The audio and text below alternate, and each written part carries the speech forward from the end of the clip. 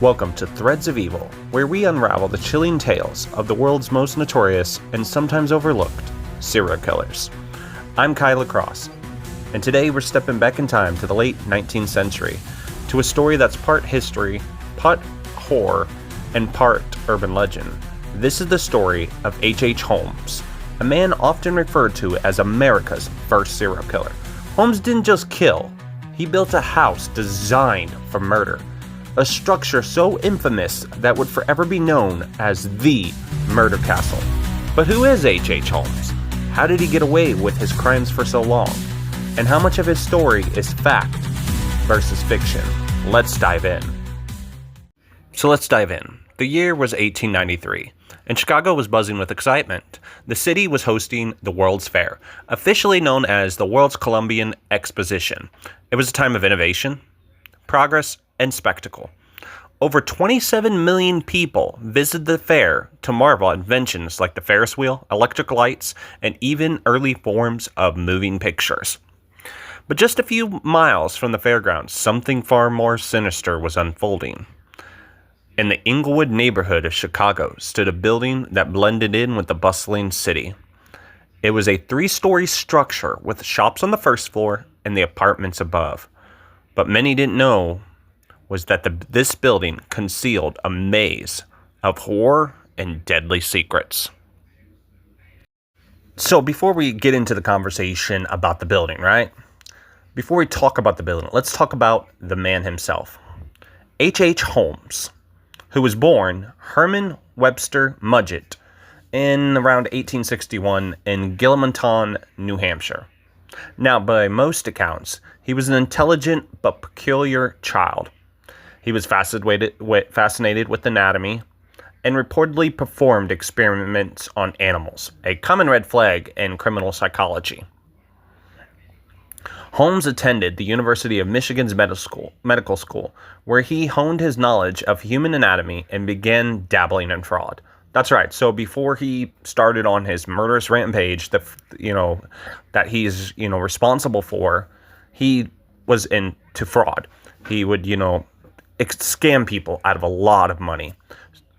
See, he would take out insurance policies on cadavers, right? Claiming they were accident victims. And then he would collect the payouts. So he would take these cadavers, people that were already dead, claim that they were accidents of insurance fraud, take out insurance policies on these people and claim that, when they were alive, they were victims of accidents. And then he would collect the payouts because who was going to collect the money for these people? Because these people that he particularly did this for had no family or no relatives. So he would collect the money that would usually be, if you will, for the relatives or the family members or the close friends, because he knew these people had no one. And that's what he would do. He would, put an insurance policy and claim they were still alive, and then say, oh yeah, they died from fraud, I mean, they didn't die from fraud. He was frauding, sorry. They died from this accident. I'm going to collect the insurance, right? This knack for deception and his cold calculating nature would define his life.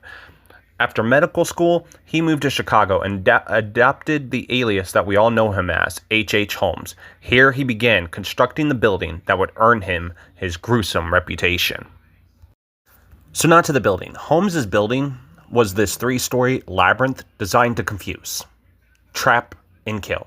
So the first floor housed retail shops, and that's because he couldn't let people know that this was place he was killing people. So he had to have a storefront, like they use in, the mafia. The mafia would have this, fake laundromat or fake, restaurant or store in order to cover up their racketeering and all their criminal entrepreneurial things, right? So they would have these fake shops, this fake storefront in order to cover up the real crime. Same thing applies here. Is H.H. Holmes had this retail shop to distract people from what he was really doing as a storefront. But the upper floors, right? The upper floors where the real horrors unfolded. The so-called Murder Castle was a maze of secret passageways, soundproof rooms, trapdoors, and staircases that led nowhere. And of course, the soundproof rooms, that way no one knows what's going on. So people are like in his store part, right? And he could be like killing people and nobody would hear their screams. They wouldn't hear the awful screams or whatever weapon he was going to use on them. So nobody would hear any of that. And he could just continue to murder people, right? And then the staircases that led nowhere was just probably to mess with them because, again, it was to confuse, trap, and kill. Now, some of these rooms were equipped with gas pipes that Holmes could control to asphyxiate his victims. So he would use gases to suffocate them, to asphyxiate them, to kill them. Others had chutes leading directly to the basement where he disposed of the bodies. Now, in this basement, Holmes had a dissection table, vats of acid, and a crematorium. And this dissection table, because the thing is he most likely would put these people on the table and cut them open while they were still alive. And then vats of acid to, dispose of the body, to make sure there was no evidence, and the crematorium to do the same thing, right? He would strip the flesh from the victims' bones and sell their skeletons to medical schools. So these medical schools would get these bodies, these cadavers to do their medical stuff to teach, medical students on how to do operations and stuff. And they would have no idea that these were people that HH Holmes had killed.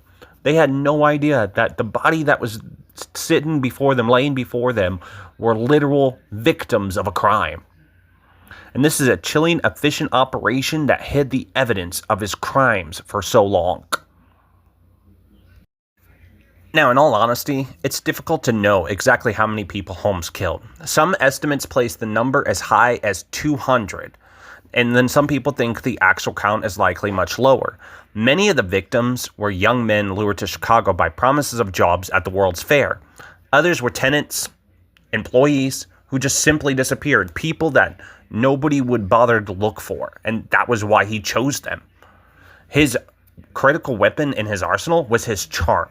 He was charismatic and persuasive, traits that allowed him to manipulate and exploit his victims. But his crimes weren't limited to murder. No. He didn't just murder people. He was a prolific con artist, constantly scheming to defraud businesses and insurance companies. So the question is, exactly how did they catch him? How did they finally stop him? Well, Holmes' downfall began with a failed insurance scheme. He had a partner, right? And his partner's name was Benjamin Petzel. I'm not sure how to pronounce that. I may be pronouncing it wrong. I'm sorry if I am. But anyways, he convinced him to fake his own death to collect a $10,000 insurance payout. Instead of faking Petzel's death, Holmes killed him. And then he didn't stop there, right? So, he killed this guy, and that's bad enough. He was going to, hey, dude, what we're going to do, we're going to fake your own death. We're going to collect this $10,000 insurance payout, right? And Petzel's like, yeah, sure, cool. And we're going to split it, right? And he's like, yeah. But instead of doing that, he kills this man. He kills him and is like, yeah, no, I'm taking all the money for myself. But he didn't stop there. No, that's bad enough already. But he decided to murder 3 of Petzel's children to cover his tracks.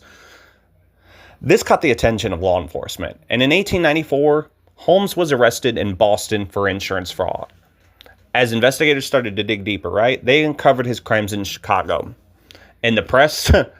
as the press will be, because even back then, because the press never changes, they sensationalized the story, dubbing Holmes the Beast of Chicago, giving him, fame and glory, if you will, like we tend to do with serial killers. They sensationalized his crime, and it was everywhere. Everybody now knew that HH Holmes, and now forever his name would be infamous. All right, so in 1895, Holmes was tried and convicted for the murder of Benjamin Petzel. He was sentenced to death and hanged in 1896, but to this day, many questions remain about the extent of his crimes because we're not really sure of how many people he murdered. Some say 200, some say it was less. I'm going to go with the 200. I'm pretty sure he killed at least 200 people, and who knows how many other people, that he killed that no one will know and will never uncover because that was the 1800s and now we're in the year 2025. So who knows how many victims and who knows how many more he would have killed if it wasn't for this insurance scheme. If it wasn't for his obsession with money, his greed, if his greed was not so insatiable, he probably would have continued to get away with it. He would have probably had a higher murder count than anyone ever had in history of serial killers. But because of his greed was his own downfall. So the story of H.H. Holmes has grown into legend. The Myrtle Castle, by the way, was demolished in 1838, but its dark legacy endures.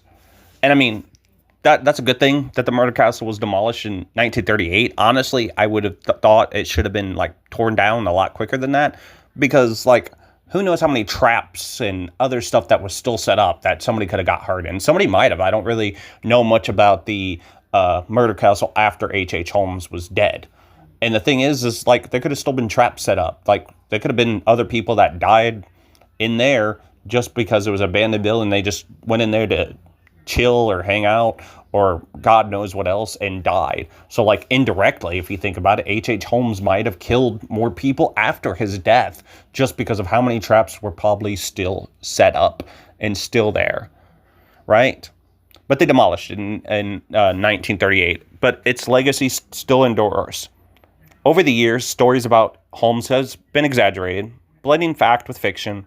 The idea that he killed hundreds may not be accurate, which I think it is. I think he killed at least 200. And the impact of his crimes and macabre fascination they inspire remains significant. Holmes represents a turning point in American history, right?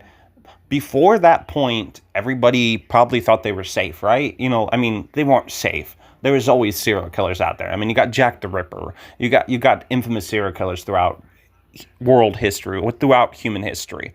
But it was this particular significant moment that made people realize that there was serial killers around them. There were that people that they thought were normal in their communities and in their neighborhoods could very well be a killer. It could be the person going to church with them. It could be their pastor. It could be anyone. It could be their father, their brother, their uncle, their aunt. Who knows? And that's actually what awoke a lot of people up, because they're like, it could be anyone, right? Because he represented a turning point in American history, highlighting the dangers lurking in rapidly growing cities and the dark side of the American dream. So, this is the first episode, if you will, of the podcast Threads of Evil. I'm sorry it wasn't that long.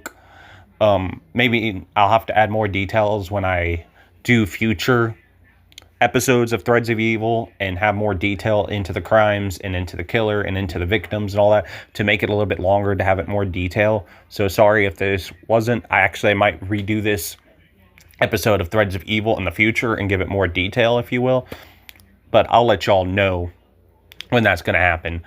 But anyways, thank you for joining me on this journey into the life and crimes of H.H. Holmes. Next time, which would be next month, for another episode on the Threads of Evil, we'll dive into the chilling modern-day case of Israel Keyes, a serial killer who meticulously planned his murders and left behind a trail of unanswered questions. But anyways, like I was saying, that will be in the next episode where I'll talk about Israel Keyes. But anyways, you can follow me on X, Blue Sky, and Facebook, if you will. Though I really don't use that Facebook that much. So I guess you can follow me on Blue Sky, and you can follow me on Twitter. I have 2 spots at Twitter that you can follow me at. So I'll leave that in the description of this particular content so you can click on it. Anyways, until then, stay safe, and remember, sometimes the threads of evil are closer than we think.